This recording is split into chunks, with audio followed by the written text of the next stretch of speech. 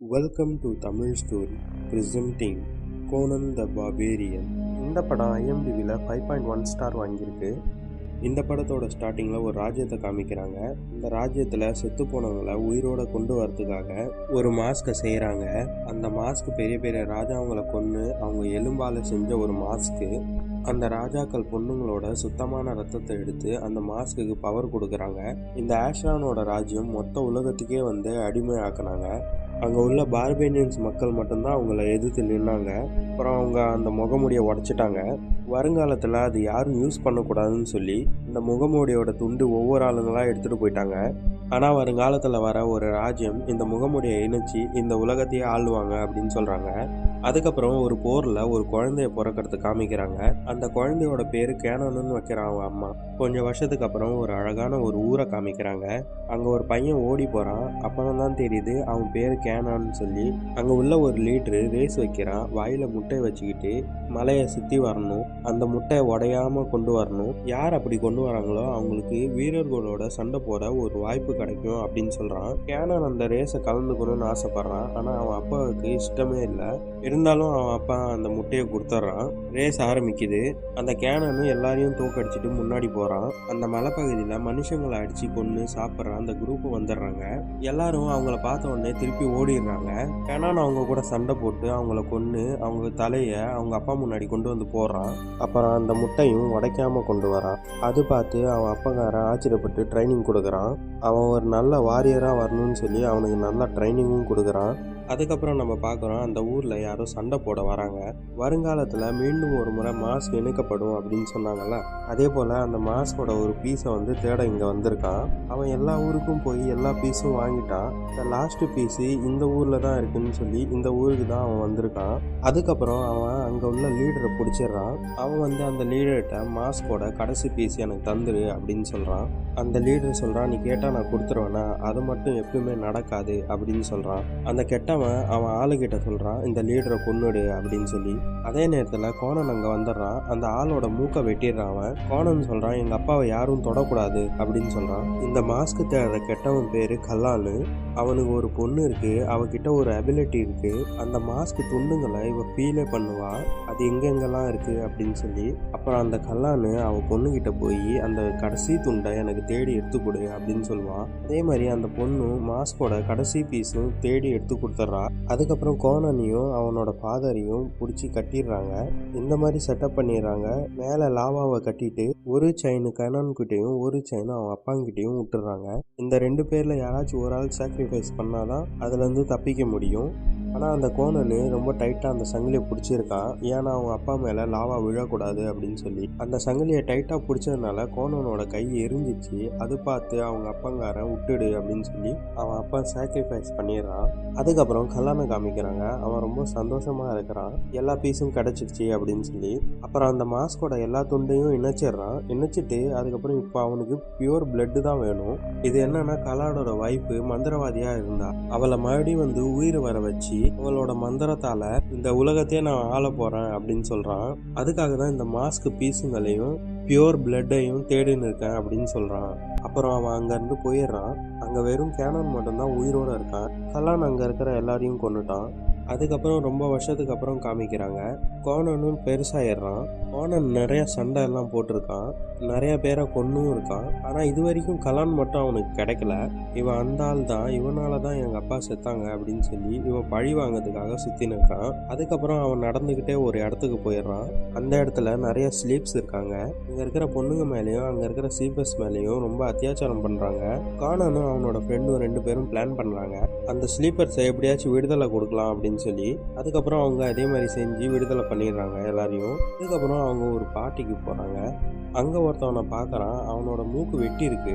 Gonen அவனை பார்த்ததும் கண்டுபிடிச்சிடுறான், இவன் அந்த ஆள் தான் அப்படின்னு. இவன் சின்னதாக இருக்கும்போது ஒரு ஆளோட மூக்கை வெட்டினானே அவன் இவன் தான் அப்படின்னு சொல்லி கண்டுபிடிச்சிடுறான். அதுக்கப்புறம் அவனுக்கு தெரிஞ்சு போச்சு அவன் கல்லானோட ஆளுன்னு. இவனை பிடிச்சா நம்ம கல்லான் வரைக்கும் போகிற வழி கிடச்சிடும் அப்படின்னு சொல்லி பிளான் பண்ணுறான். இப்போ அவங்கெல்லாம் ஒரு திருடனை தேட வந்திருக்காங்க. கானன் அந்த திருடன் கிட்ட போய் உக்காந்துக்கிறான். அவன் இப்படி காமிக்கிறான், அந்த திருடனோட இவனும் ஒரு கூட்டாளி மாதிரி. அவன் கூட இவனையும் பிடிச்சிட்டு போயிடுறாங்க. அப்புறம் இவங்க ரெண்டு பேரும் அவங்க கூட நடந்து போறாங்க. அப்புறம் அவங்க 2 பேரையும் அவங்களோட இடத்துக்கு கூட்டின்னு வந்துடுறாங்க. அங்கே கேனன் வந்து எல்லாரையும் கொன்னுடுறான். அந்த மூக்கு இல்லாதவன் அந்த திருடனை காய்ச்சல் பண்ணிட்டு இருக்கான். கேனன் அந்த திருடனை காப்பாத்துறான். அந்த ஆள்கிட்ட கேட்குறான், கலார் எங்கே இருக்கான்? அந்த ஆள் கேட்குறான், நீ யாரு? கலாருக்கும் உனக்கும் என்ன சம்மந்தம் இருக்கு அப்படின்னு கேட்குறான். கேனன் சொல்கிறான், நான் யாருன்னு நீ மறந்துட்ட. சின்ன வயசுல நான் உன் மூக்க வெட்டினவன் நான் தான் அப்படின்னு சொல்கிறான். அப்புறம் கேனன் மிரட்டி அந்த ஆள்கிட்ட கேட்குறான். அந்த ஆள் பயந்து எல்லாமே சொல்லிடுறான். கலார் எங்கே இருக்கான், என்ன பண்ணின்னு இருக்கான் எல்லாமே சொல்லிடுறான். அதுக்கப்புறம் ஒரு ஊரை காமிக்கிறாங்க. அந்த ஊரில் ஒரு டமாரான்னு ஒரு பொண்ணு இருக்கா. அந்த பொண்ணோட ரத்தம் ஒரு பியூர் பிளட்டு. இவனை பிடிக்க தான் அந்த கலார் வரான். இங்கே அவனோட பொண்ணு கூட இங்கே இருக்கிற எல்லாரையும் கொல்ல ஆரம்பிச்சிடறான். ஆனால் டமாரா அங்கேருந்து ஓடிடுறா. ஆனால் கலாரு டமாரா பின்னாடி ஒரு ஆளை விட்டுறான் அவனை பிடிக்க. அங்கேருந்து கோனன் பார்க்குறான், ஒரு பக்கி வருது. அந்த பக்கி உள்ள கலார் தான் இருக்கான்னு சொல்லி அவன் நினைக்கிறான். அப்புறம் அந்த பக்கி மேலே போய் அவன் பார்க்குறான். அது உள்ள பார்த்தா ஒரு பொண்ணு இருக்கு. கோனன் கேட்குறான், கலார் எங்கே இருக்கான் அப்படின்னு. டமாரா சொல்லுது, நானே அவன்கிட்ட இருந்து உயிர் காப்பாற்றிக்கிட்டு இங்கேருந்து ஓடின்னு இருக்கேன் அப்படின்னு. அப்புறம் பின்னாடி பார்த்தா கலாரோட ஆளுங்க தோத்தின்னு வராங்க. டமாராவை பிடிக்க வராங்க. ஆனால் கோனன் சண்டை போட்டு டமாராவை கூட கூட்டின்னு போயிடறான். கோனன் என்ன நினைக்கிறான்னா, கலார் எப்படி இருந்தாலும் இந்த பொண்ணை தேடின்னு வருவான், அப்போ நான் அவனை கொன்னுடுவேன். கோனன் அந்த கலாரோட ஒரு ஆளை பிடிச்சிடுறான். அவனை பிடிச்சி கலார் எங்கே இருக்கான் அப்படின்னு சொல்லி கேட்குறான். எனக்கு கலார் இருக்கிற இடத்துக்கு கூட்டிட்டு போ அப்படின்னு சொல்கிறான் அவன்கிட்ட. அதே மாதிரி அவங்க அங்கே போகிறாங்க. அவன்கிட்ட சொல்கிறான், கலாருக்கு இந்த பொண்ணு வேணும்னா என்னை வந்து பார்க்க சொல்லு கலாருக்கு அப்படின்னு சொல்லி ஒரு மெசேஜ் விடுறான். அதே மாதிரி கலாரு அவளோட பொண்ணை கூட்டுன்னா அந்த இடத்துக்கு வந்துடுறான். கலாரு கோனன் கிட்ட சொல்கிறான், உனக்கு என்ன வேணுமோ நான் தரேன், தங்கம் பணம் நகை எல்லாமே நான் தரேன் உனக்கு. கோனன் சொல்கிறான், எனக்கெல்லாம் அது வேண்டாம், எனக்கு உன் உயிர் தான் வேணும் அப்படின்னு சொல்கிறான். கலார் சொல்கிறான், நீ பைத்தியம் ஆயிட்ட அப்படின்னு. கலார் அவன் பொண்ணு கிட்ட சொல்கிறான், இவனை கொன்னுடு, அப்புறம் டமாராவையும் என்கிட்ட கூட்டுன்னு வா அப்படின்னு சொல்கிறான். அப்புறம் கலாரோட பொண்ணு ஒரு மந்திரத்தை ஊதுறா. மண்ணிலேருந்து பேய்ங்க வெளியே வருது. அந்த பேய்ங்கெல்லாம் வந்து கோனனை அட்டாக் பண்ணுறாங்க. ஆனால் கோனன் வந்து சண்டை போட்டு அவங்கள எல்லாரையும் அழிக்கிறான். ஆனால் அது வந்து மீண்டும் மீண்டும் வந்துட்டே இருக்கு. கோனன் எப்படியோ அந்த பேய்ங்களை அழிச்சிடுறான். அதுக்கப்புறம் சண்டை போட கலார் வரான். இவங்க 2 பேருக்குள்ளேயும் சரியான சண்டை நடக்குது. கலாரோட பொண்ணு இதெல்லாம் பார்த்துட்டே இருக்கா. கோனன் வந்து அவனோட அப்பாவை கொன்னுடுவான் அப்படின்னு சொல்லி பயந்து கோனனை அட்டாக் பண்ணிடுறா. ஏதோ ஒரு மந்திரத்தை ஊதிய கோனனை அந்த கத்தியால கீறி விட்டுறா. அதனால கோனன் ரொம்ப சோர்ந்து போயிடுறான். அதுக்கப்புறம் டமாராவை கூட்டுன்னு கடல் வழியா ஓடி போயிடுறான். அங்கேருந்து அவங்க ரொம்ப தூரமாக போயிடுறாங்க. இப்போ அவங்க ஷிப்பில் தான் இருக்காங்க. நைட் நேரத்தில் எல்லாரும் தூங்கி நின்றாங்க. அந்த நேரம் பார்த்து யாரோ ஷிப்பில் அட்டாக் பண்ணுறாங்க. பார்த்தா அந்த கலாரோட ஆளுங்க தான் இவங்கெல்லாம். கோனனும் டமாராவும் சேர்ந்து ஒருத்தவனை கொன்னுடுறாங்க. கோனன் இங்கே டமாராவோட ஃபைட்டிங் ஸ்கில்ஸை பார்த்து ரொம்ப பெருமைப்படுறான். கோனன் சொல்கிறான், வெல்டன், நீ ரொம்ப அழகாகவே ஃபைட் பண்ணுற அப்படின்னு. அது கேட்டவுடனே டமாரா ரொம்ப சந்தோஷப்படுறா. அப்புறம் இவங்க 2 பேரும் ரொம்ப க்ளோஸ் ஆகிடுறாங்க. அதுக்கப்புறம் காலையில் டமாரா வந்து போகிறேன்னு சொல்லி போகிறா. போகிற வழியில் டமாராவை கிட்னாப் பண்ணிடுறாங்க. கோனனும் அவன் பின்னாடி போகிறான். அந்த இடத்துக்கு கலார் வந்து டமாராவை கிட்னாப் பண்ணி வச்சுக்கிறான். ஒரு மிஸ்டீரியஸான ஒரு இடம் அது. அங்கே போகிறதுக்கு முன்னாடி கேனன் அந்த திருடனை பார்க்க போகிறான். அவனையும் இந்த இடத்துக்கு கூட்டுன்னு வரான். பார்த்தா அங்கே ஒரு குகை இருக்குது. அந்த குகைக்குள்ளே போகிறாங்க. அந்த குகைக்குள்ளே ஒரு கதவு இருக்குது. அந்த திருடன் அந்த கதவை ஓப்பன் பண்ணிடுறான். அப்புறம் அந்த டனலுக்குள்ளே போகிறாங்க. அங்கே பார்த்தா ரொம்ப டெட் பாடிஸ் எல்லாம் நிறையாவே கிடக்குது அங்கே. அப்புறம் அந்த தண்ணியில் பார்த்தா ஒரு பெரிய மான்ஸ்டரே இருக்குது. அந்த மான்ஸ்டரை கொண்டு எப்படியோ உள்ளே போகிறாங்க. அதுக்கப்புறம் அவங்க மறுபடியும் டமாராவை தேட போகிறாங்க. திருப்பி அந்த மான்ஸ்டர் வந்துடுது. அந்த மான்ஸ்டர் கிட்ட இருந்து அந்த திருடனை காப்பாற்றுறான். அதுக்கப்புறம் ஒரு இடத்துக்கு போகிறாங்க. அங்கே பார்த்தா கலார் அங்கே தான் வந்து டமாராவை கிட்னாப் பண்ணி வச்சுக்கிறான். அவன் கூட வந்த திருடனை அங்கேயே விட்டுட்டு அவன் தனியாகவே உள்ளே போகிறான். அங்கே பார்த்தா டமாரோட ரத்தத்தை வந்து அந்த மாஸ்கில் போட்டுடுறான். அப்புறம் அந்த மாஸ்க்கு பவர் வந்துடுது. அதனால அந்த மாஸ்க்கு அவன் போடுறான். அதே சமயத்தில் கானன் வந்து அட்டாக் பண்ணிடுறான். அப்புறம் கானனும் சண்டை போட்டுன்னு இருக்கான். இன்னொரு பக்கம் பார்த்தீங்கன்னா கலாரோட பொண்ணு டமாரா மேலே அட்டாக் பண்ணிட்டா. ஏன்னா இனி டமாரா தேவையில்லை, ஏன்னா மாஸ்க் ஆக்டிவேட் ஆயிடுச்சு. அதனால இவ டமாராவை கொல்ல வந்துட்டா. அதே சமயத்தில் கனன் வந்துடுறான். இவங்க 2 பேரும் சேர்ந்து கலாரோட பொண்ணை கொன்னுடுறாங்க.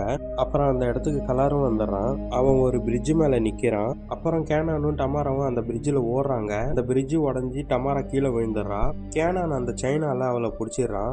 அப்புறம் கலார் முன்னாடி வரான். கலார் அந்த மாஸ்கோட உதவியால அவனோட வைஃபை கூப்பிடுறான். அவனோட வைஃபோட ஆவி வந்து டமாரா மேல வருது. இது என்னன்னா அவளோட பொண்ணு மாதிரி அவளோட வைஃபும் பெரிய ஒரு மந்திரவாதியா இருந்தா.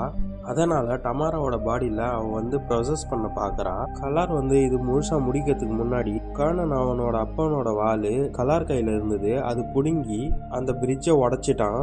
அப்புறம் அந்த கலார் கீழே விழுந்துடுறான், அந்த லாவாவோட ஆறு மேலே போய் விழுந்துடுறான். அதுக்கப்புறம் கலார் செத்துடுறான். அதுக்கப்புறம் அந்த தாமரா மேலே இருந்த பேயும் போயிடுச்சு.